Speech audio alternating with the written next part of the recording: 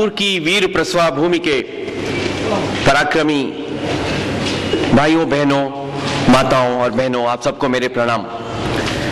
जैसे गंगा की धारा में बहते बहते अचानक कोई तिनका तट पर बने शिवालय की देहरी से आ टिके और अपने भाग्य को सराहे, वैसे ही राष्ट्रीय स्वयंसेवक संघ की गंगा में बहते बहते हम जैसे पत्रकारों को भी इस प्रकार के सत्संग का जो सौभाग्य मिलता है वह मैं अपना अनार्जित पुण्य मानता हूं और आयोजकों का, भारत विकास परिषद का आभार व्यक्त करता हूं, क्योंकि मुझे नहीं लगता कि दिल्ली की राजनीतिक पंख में पत्रकारिता के दौरान मुझसे ऐसा कोई अच्छा काम हुआ होगा कि आप सबके दर्शन का सौभाग्य प्राप्त करता। केवल संघ की पुण्याई के कारण मुझे यहां आने का अवसर मिला, और वह अवसर भी ऐसे समय में मिला कि जबकि भारत संपूर्णतः एक युद्ध भूमि में खड़ा है। यह समय उत्सव का नहीं, जलसे का नहीं, यह समय खुशियों का नहीं, त्योहार का नहीं, यह समय उल्लास का नहीं, हर्ष का नहीं, यह समय है युद्ध भूमि में खड़े हुए एक सैनिक की भांति रणसिद्ध होकर, सुसज्ज होकर शत्रु के समक्ष निर्णायक प्रहार करने का हमारा सौभाग्य कि हम उस अवसर पर, उस संयोग पर भारतवर्ष में पैदा हुए।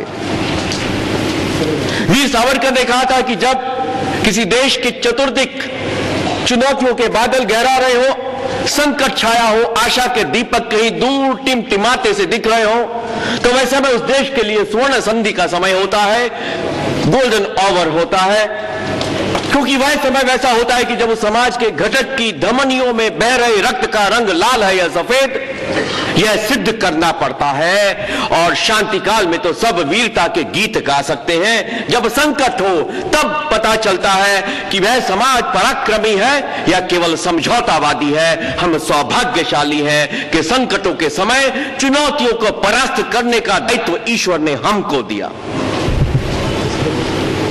हम आए इस समय, मैं 4 सौभाग्य मानता हूं। पहला सौभाग्य है कि ईश्वर हमें मनुष्य के रूप में जन्म दे। दूसरा सौभाग्य यह है कि एक ऐसे भूखंड में पैदा करे कि जहां संपूर्णतः अद्भुत विचार स्वतंत्र हो, जहां मैं अपने मन के भावों को व्यक्त करने के लिए किसी प्रकार के प्रतिबंध का शिकंजा महसूस न करूं।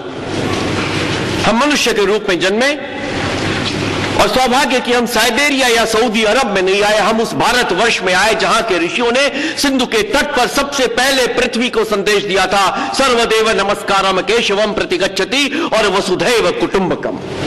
यह पृथ्वी हमारा परिवार है। ये संपूर्ण पृथ्वी, चराचर जगत के प्रति मेरा आत्मीयता का भाव है। चाहे पत्थर हो, पशु हो, प्रकृति हो, पहाड़ हो, मनुष्य हो, सबके प्रति मैं एक सम्मान का भाव रखता हूं। मैं वृक्ष का भी पूजन करता हूं, नदी के प्रति पूज्य का भाव रखता हूं, प्रकृति की पूजा करता हूं, उपासना करता हूं। पश्चिम की भांति यह नहीं मानता कि मैंने फला फला पहाड़ पर विजय प्राप्त की, एवरेस्ट को कंकेर किया, सागर माथा को कंकेर किया, ऐसा कभी नहीं कहता।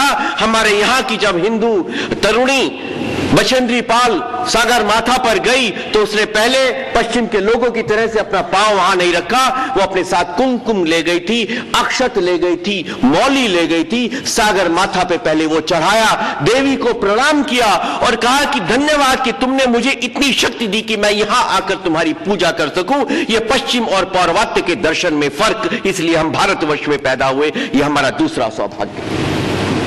तीसरा सौभाग्य है कि हम ऐसी विचारधारा के अंग बने जो विचारधारा मत विभिन्नता के आधार पर दूसरों का नरसंहार करने की इजाजत नहीं देती, जो कहती है कि तुम अपने पथ से ईश्वर को प्राप्त करो, तुम्हें तुम्हारा ईश्वर मिलेगा, तुम्हें तुम्हारा अल्लाह मिलेगा, गॉड मिलेगा। मैं अपने पथ से मोक्ष प्राप्ति का साधन करूंगा, मैं अपने पथ पे चलूंगा, वह स्वातंत्र मुझे मिला। इसलिए हमारा सौभाग्य तीसरा कि हम हिंदू परिवार में पैदा हुए। और चौथा सौभाग्य ये कि मनुष्य हुए, भारत में पैदा हुए, हिंदू घर में पैदा हुए, तो ईश्वर ने मुझे यह मौका दिया कि मैं उस प्रकार के संगठन, उस प्रकार की विचारधारा का अंगभूत घटक बना जिस पर भारत को बचाने का सौभाग्य और दायित्व ईश्वर ने दिया है। वह भारत अपनी नियति को प्राप्त करे। श्री अरविंद के शब्दों में, to achieve the destiny of India, उसके लिए हम राष्ट्रीय स्वयंसेवक संघ की विचारधारा के घटक बने। ये हमारा चौथा सौभाग्य। दुनिया में हमारे जैसा सौभाग्यशाली और कौन होगा। और एक ऐसे समय में कि जब सारा भारत लहूलुहान हो रहा है, जब सारे भारत के काया पे इतने भीषण प्रहार हो रहे हैं जितनी शताब्दियों में नहीं हुए, एक ऐसा समय कि पिछले 150 वर्षों में भारतवर्ष का भौगोलिक क्षेत्र आधा हो गया, हिंदू लगातार घटते चले जा रहे हैं। हमारी अपेक्षा चीन की ओर दृष्टि डाले तो वह पिछले केवल 100 वर्षों में उसका क्षेत्रफल दुगना हो गया, सुपर पावर बन गया। हम लोग केवल अपनी उदारता, विशाल हृदयता, उसको लिए सारी दुनिया में हम अपनी प्रतिभा और मेधा के बल पर भले ही डंका बजा रहे हो, लेकिन वह वेदना, वह दर्द, वह चोट, वह आहत जो हमारा हृदय है, उसको व्यक्त करने का समय अभी है कि हम क्यों लगातार सिकुड़ते चले जा रहे हैं। अखिल भूमंडल पर, संपूर्ण पृथ्वी पर, इस प्लेनेट पर एकमात्र हिंदुस्तान वह क्षेत्र है जहां पर हिंदू, जहां का क्षेत्र जिसको हिंदू अपनी पुण्य भूमि, मातृभूमि, कर्म भूमि मानता है, केवल वह क्षेत्र है कि दुनिया में किसी भी जगह हिंदू पर कोई संकट आए तो वह कहां जाने की सोचता है? अपने माता पिता के पास जाने की सोचता है। हर हिंदू का माता पिता भारतवर्ष, भारत भूमि, भारत माता है। उस पर छाए हुए संकट का सामना करने के लिए हम हमारे लिए भारतवर्ष केवल एक प्लेटफॉर्म नहीं है जहां हम पैसा कमाएंगे, केवल एक पासपोर्ट ऑफिस नहीं है जहां का पासपोर्ट लेके हम यूएन चले जाएंगे, जर्मनी चले जाएंगे या यूरोप में जाके अपना फैक्ट्री खोलेंगे। नहीं, भारतवर्ष हमारे लिए साक्षात जगत जननी दुर्गा का स्वरूप है। श्री अरविंद ने कहा कि भारत भवानी भारती का स्वरूप है।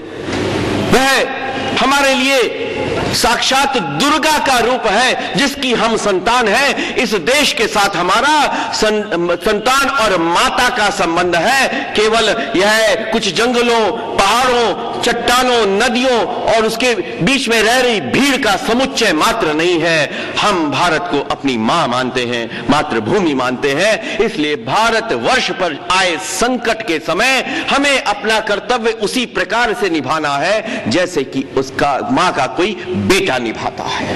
और ऐसे समय में 26 नवंबर होता है, आतंकवाद।